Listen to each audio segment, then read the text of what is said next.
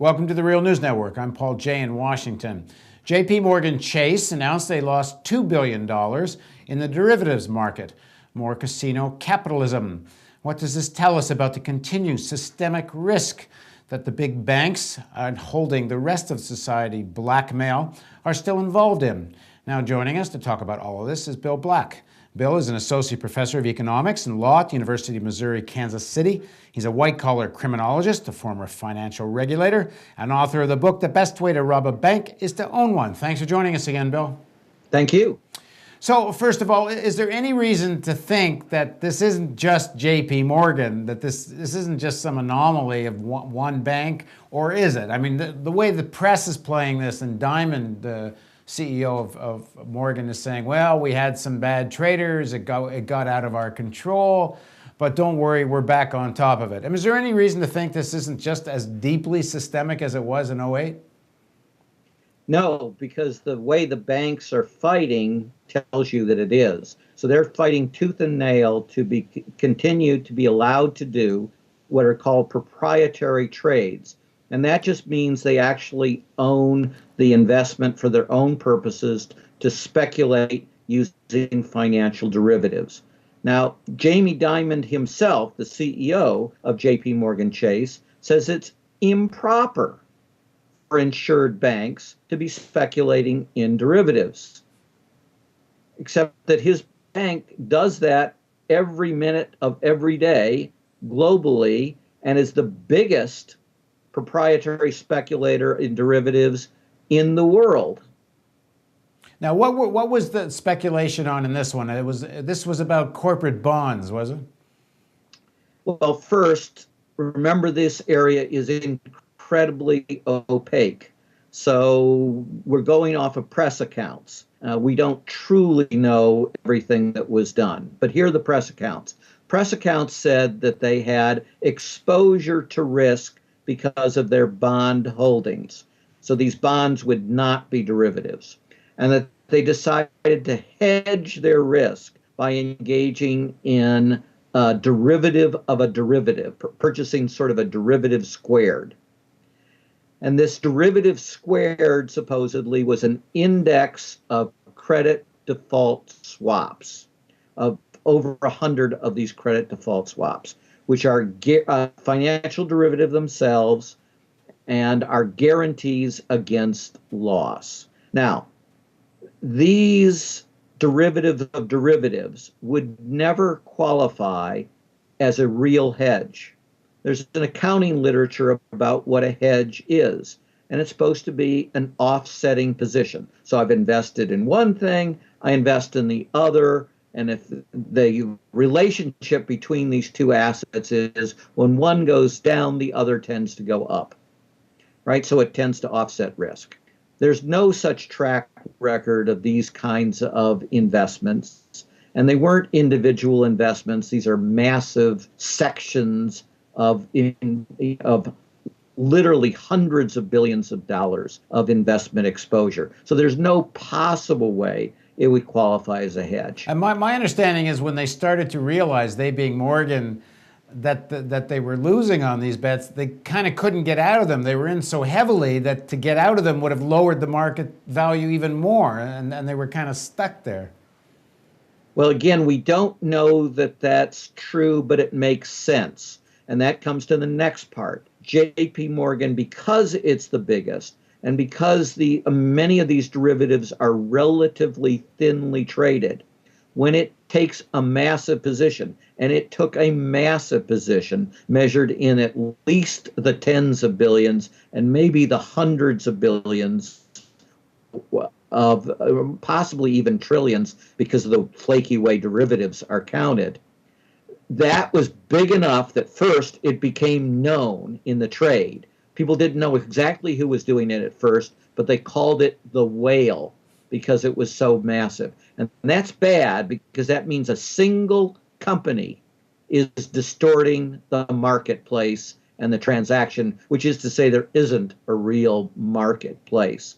And as you say, in those circumstances, if I bought a huge chunk of this particular kind of derivative, if I want to sell it, whoa, I may have to take a terribly large discount. And the more I try to sell quickly, the bigger that discount, in other words, that loss, is likely to be. And that's another reason why these things don't qualify as a hedge. Plus, when you do a real hedge, you have to monitor its performance. So it's one thing that historically it's had this relationship that offsets, but we know sometimes historical doesn't predict the future. So you're supposed to, in fact, you're required to monitor your hedges, determine whether they're actually performing, and if they're not performing, well, then you can't call them a hedge and you have to fix it. And JP Morgan didn't do any of those things. So a hedge is supposed to, again, reduce risk of loss. Instead, this supposed hedge, which was really a speculative play, increased the losses. Now, here's the really scary part. They're claiming even now that this qualifies as a hedge under the current version of the Volcker rule. And the Volcker rule was put in as part of Dodd-Frank at the suggestion of Paul Volcker for the explicit purpose of preventing exactly this kind of transaction.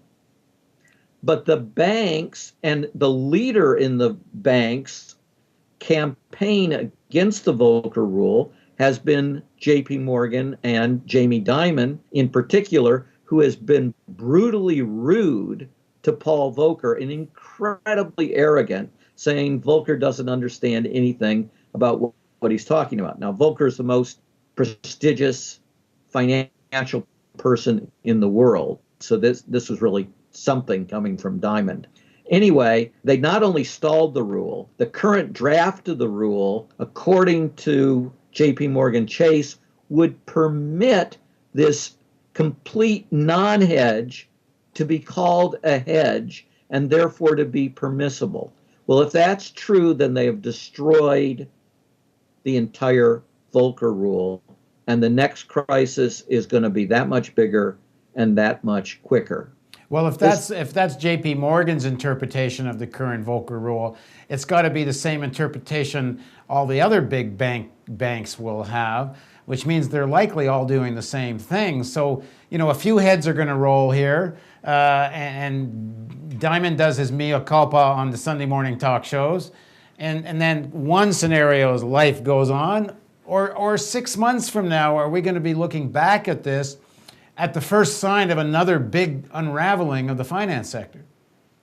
Exactly. The incentive structure is terrible in banks in general because of the way executive compensation works. But it is particularly pernicious for these systemically dangerous institutions. These are the 20 largest banks in the United States and about 10 elsewhere in the world, where the administration is saying, and the Bush administration said as well, when, not if, when the next one of them fails, it will cause a global financial crisis. And therefore, we're going to bail them out. Well, they know that. If they know that they're going to get bailed out, then, and their creditors will get paid in full, well, then their creditors, doesn't make any sense for them to exercise any discipline. And so the rational strategy, say the conservative economists, is to scam the game. And the way you scam it is in very risky derivatives by speculating in them. And in some ways, they don't even have to get bailed out. When you're already getting essentially 0% money from the Fed, you're kind of getting bailed out before you need to get bailed out. You got so much cash that you can get from the Fed that in some ways, some of your risk is already taken care of. Well, you're subsidized as well as being bailed out. So there are two forms of subsidy to these systemically dangerous institutions. One is deposit insurance. That's the express subsidy. But the implicit subsidy is that your creditors will be paid in full. Well, that means you can borrow money a lot more cheaply than your smaller competitors. right? Your creditors are protected, so they don't have to charge as much in the interest rate, and that gives you a huge advantage against smaller competitors. Indeed, conservative economists, the metaphor they use is that these systemically dangerous institutions, when they compete with the smaller folks, it's like bringing a gun to a knife fight. That's a quotation from conservative economists. So this is crony capitalism at its worst. Now, one of the things that's been raised by Elizabeth Warren and Elliot Spitzer and some others is that Jamie Dimon's actually a member of the New York Fed. And that's, they're calling for his resignation, which I guess at least would be something symbolic, because it won't structurally change that much. But what does need to be done in terms of the Fed here? Well, the Fed is set up in a completely untenable conflict of interest. So the mantra of central banks worldwide is we have to be totally independent. But that's a footnote. That means independent from democracy. They are wholly dependent on the banks. They do the bidding of the banks, and they do it virtually worldwide. And this is one of the symptoms and one of the means by which they control. And that is all the supervision virtually in the Federal Reserve System is done through the regional banks. So these are the 12 Federal Reserve banks of this, that, and the other place, of which New York, of course, is more equal than others by far. So this is the one Geithner came from, was president during the complete period when he failed to regulate and allowed this disaster. And as a reward for that, he was promoted to Treasury Secretary. And his boss was Jamie Dimon. Now imagine your boss is the person you're supposed to regulate. That cannot work.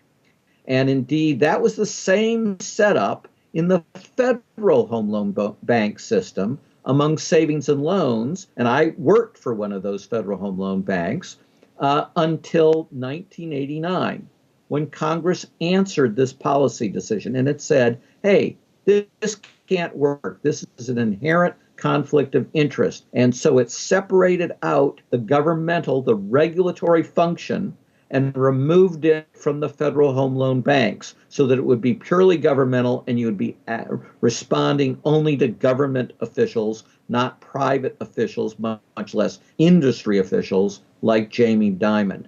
So Congress needs to enforce that same policy rule. If that's a good rule for savings and loans, it's an even better rule for banks, which are even more politically powerful in the modern era.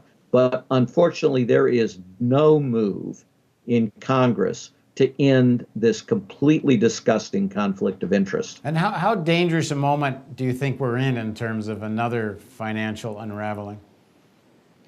Well, you're already seeing Europe going into full-scale unraveling, where the periphery is actually in Great Depression levels. Excuse me. And that has already, the entire Eurozone was gratuitously put back into recession, a double-dip recession, by Germany's demand for austerity principles. Those same kind of austerity principles are being demanded not just by Republicans, but by substantial members of the Democratic Party, and even every once in a while by the President of the United States, who talks about we should be balancing the budget, which would be absolutely insane during a weak recovery from a recession. So the combination of those deficit hawks and the coming, the actually arrived European second crisis could easily put the United States back into a zero or even recession, zero growth or even recession within the next 4 to 5 months.